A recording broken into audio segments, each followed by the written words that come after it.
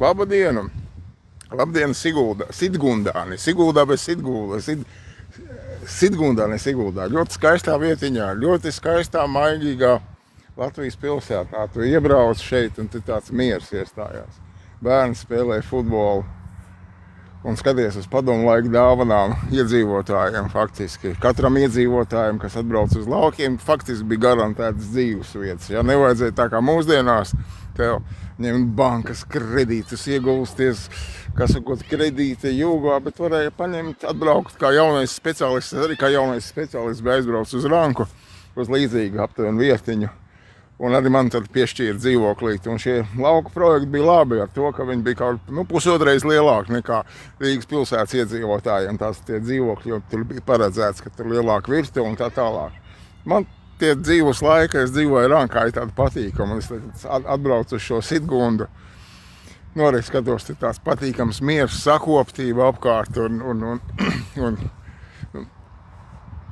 es domāju, ka vienīgais žēl, ka tie bērni, kas te spēlējās padomu laikā, viņi būtu kādas reizes 5 vairāk. Jā, uz doto brīdi Latvijas valsts izmirst. Katru gadu viens novads, jā, tāds novads, kā tagad mēs esam Siguldas novadā, tiek izsrītrots no mūsu zemes. Jā, iepriekšējā reizē mēs tikko atbraucām no Sauriešiem, bijām Sauriešos, tikāmies ar iedzīvotājiem, mēģinām pārliecināt iedzīvotājus neiet šīs demokrātijas pavadā, ieraudzīt to, kas notiekās mūsu valstī, kad mums nav suverēnas tautas vairs. Tas ir tāds teātrs, kur jau mēs te 10 gadiem mainām personālijas krēslos. Un labi paši ir redzam, pat avīzēs raksta, ka tauta izmirst, grimstā miljardi parādos. Paši redzam, varbūt neraksta, ka izsaimnieko, ja, bet paši redzam, ka ir piemineklis Rīgas centrālā stacijā pa 100 miljoniem, bet arī pašā laikā demogrāfija naudiņa neatrodās, skolotājiem naudiņa neatrodās, policistiem naudiņa neatrodās, bet šitiem būvkarteļu kaut kādiem objektiem, kur varētu izkruķīt kārtējās kukuļu schēmas, naudiņas atrodās. Un mēs to visu pieļaujam, pieņemam un faktiski arī savā ziņā akceptējam juridiski. 3. oktobrī aiziet uz Saeimas vēlēšanām un nobalsot par tā saucējām valstiskām partijām, kuras jau 10 gadiem panāk to, ka Latvijas valsts un tauta izmirst. Mēs akceptējam juridiski to. Mēs aizgājam, izpildējam savu pienākumu un akceptējam. Mēs atbalstam to, ka mūsu tauta izmirst. Mēs atbalstam to, ka mūs izsaimnieko. Atbalstam, ka ejam miljardi parādos. Ja. Un tie miljardi parādi no viens būs strūns, kas tur miljardi parādi. Katru dienu mēs naudas varai maksājam ap 1,5 miljonu. Gadā ir 365 dienas. Tad gadā mēs samaksājam 500-600 miljonus naudas varai. Par to tikai, ka viņi ir aizdevusi naudu. Un kam viņi ir aizdevusi naudu? Ne jau tautas labklājībai. Mūsu tauta dzīvo ap 400 000, Latvijas tautas iedzīvotāji dzīvo verga eksistencē. Tikai lai kaut kāds būvkarteļu cilvēks tur varētu zelt un pļaut. Lielākoties jau viss tās naudas ir aizgājis būvkartelī. Nav neviena jauna darba vieta radīta Latvijā pa šiem gadiem. Faktiski 100 000 ir pametuši Latviju tieši šo valstisko politisko spēku dēļ. Un ja mēs aiziesim 3. oktobrī un atkal nomainīsim personālijas krēslos un atkal ielišim tās saucamās valstiskās partijas, mūsu valsts izzudīs. Tāpēc aicinu 3. oktobrī saņemties un darīt visu, lai mēs varam nomainīt sistēmu, lai mēs gūtu gaišu labklājības nākotni. Un sistēma lielākoties tad uz 3 galvenos punktos, lai mūsu izpildvara ir profesionāli un motivēti, ieinteresēti tautas labklājībā, nevis kā tagad kaut kāda mitoloģiska politiska atbildība. Otrais šī sistēmā, kas ir jāizmaina, lai tautas priekšstāvs ir tautas priekšstāvs. Nekā uz doto brīdi kaut kāda marioneša lēlē, kaut kādiem ļauteļiem, kas ir noslēpušies ar politiskās partijām. Ja, visvienotības kaut kādas tur vēstniecības vai tas pats Šķēles kungs noslēpies. Ja. Katrām šīm valstiskām partijām ir noslēpušies faktiski tie cilvēki, kas realizē naudas varas, globālistu, korporāciju, citi saka, tur 13 ģimeni, Rothschild, Rockefeller, Wallenberg un tā tālāk intereses. Ja? Tautas intereses neviens no mūsu šīm valstiskajām partijām nerealizē. Viņam nospļauties faktiski. Ja? Tad, kad Rinkēvičs kungs bija ārlietu ministrs, viņš nāca uz Saeimas ārlietu komisiju, un ka Kalnozovs viņam pajautāja, priekš kam tu šo līgumu, ārzem līgumu slēdz? Ko Latvijas valsts no viņas iegūs? Rinkēvičs vienīgais, ko varēja atbildēt, citi tā izdarījuši. Ja? Un man šausmina visi šie reitingi. Tagad uzliek reitingu pa prezidentu.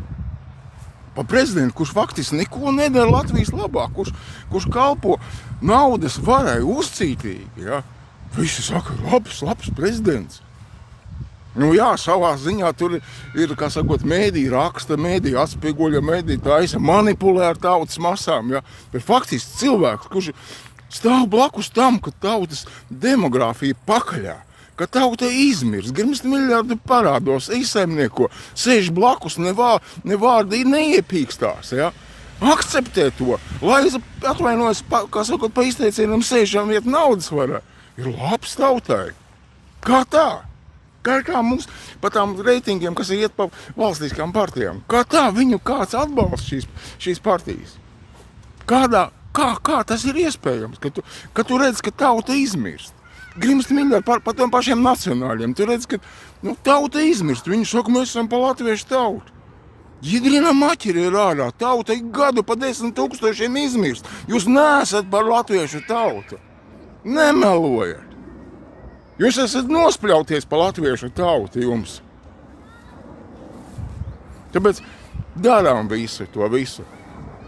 Pirmais ir tas, kas, lai izpildvari motivētu un ieinteresētu Latvijas tautas labklājībai. Otrais, tautas priekšstāviem ir jābūt patiesiem tautas priekšstāviem, nevis marionešu lēlē. Un mums ir 43 administratīva apgabala. No katra administratīva apgabala mēs varam izvēlēties vienu tautas priekšstāvu. Lai tie tautas priekšstāv, tad administratīva apgabalā, kā es šobrīd atrodos Siguldas novadā, iepriekš bija Ogres novadā. No Siguldas novada uz Saeimu iet viens tautas priekšstāvs, kurš ceļās un guļās par Siguldas novadu. Dara visu, lai Siguldas novads attīstītos, veidotos, atgrieztos aizbraukuši iedzīvotāji projām, dzimstība iet uz augšu, tautsēmniecība attīstītos. Uz doto brīdi mūsu Saeimā ir kaut kāds marionešu lēles, kur rausta, zaļo kartiņu pacēla, ļautiņu nobalsoja. Ja? Un ja tu 3. oktobrī aizies un nobalsos pa valstiskām partijām, tu iznīcinās savu zemi, savu valsti iznīcinās. Un pēdējais, mēs redzam, kas notiekās valstī. Piedodiet par izteicienu, dirsā ir. Bet neviens neatbild. Mēs sakām, tie nelieši, tie cūks, tie pie sīles, tie deputāti 100. Ko viņi tur ir? Viņi tikai likumus tājas. Nē, tā Siliņa maita ir, tas Kulbergs maita, vēl kaut kā tie maitas. Kas viņi tādi? Tie ministra prezidents, viņš labi jau nākošu gadu īsti sapratīs, kas tur tādā valsts mehānismā ministrijās notiekās, kā viņš strādā. Kā viņi ir vainīgi? Jābūt vienam atbildīgam, lai ko tauta zina. Mēs esam ievēlējuši prezidentu, viņš cīnās, skatās, kas notiek valstī, braukā, kontrolē. Krīt un ceļās, un viņš zina, ka ja viņš grib nākamreiz, lai ievēlētos, viņam jācīnās, jārūpējās par tautu, lai tauta par viņu nobalsotu. Uz doto brīdi, Saeima nobalsos, kaut ko izkombinēs, Lembergs kaut ko vienosies, un Zēzējs atbalstīs atkal kārtējo, kā sakot, prezidentu, kurš sekmē demogrāfijas izaugsmu. Ja? Kurš uz Kalnozolu jautājumu, kāds labums būs Latvijai, atbildēs, citi tā darīja. Tā kā nākamais, 3. punkts ir tautas vēlēts prezidents, kas atbild par to, kas notiekās valstī. Un ja mēs to 3. oktobrī neizdarām, Latvijas valsts pažadīs, saņemamies, izdarām visu, lai esam vienoti stipri 3. oktobrī, lai mēs gūstam šo 51 tautas priekšstāvu, kurš izmainīs šīs 3 pamatpunktus. Un ja mēs to neizdarīsim, mēs būsim piedalījušies, kā sakot, 3 savu iemekšanā. Latvijas kapā iekšā. Saņemamies. Beidzam īdēt un domāt, ka mums nekas nav mūsu spēkos. Tieši mūsu spēkos ir. Latviešu strēlnieki var izmainīt lielas cariskās impērijas pārvaldes sistēmu, veidot suverēnu tautas varu. Un tieši tā kā latvieši bija pie varas Padomu Savienībā, Tur bija izaugsme, arī ne tikai bija suverēna tautsvara, bet arī tautsēmniecības izaugsme. Ja nebūtu, kas sakot, Josifs Vissarioņš tika aizvainots pret mūsu tautas brāļiem, kas uz viņu skatījās uz augšu, jo faktiski latviešu strēlnieki izveidoja to Padomju Savienību. Un tā kā latviešu strēlnieki veidoja Padomju Savienību, tad tur visi ļauni viņš tur kaut kur mētājās pa starpā, ja?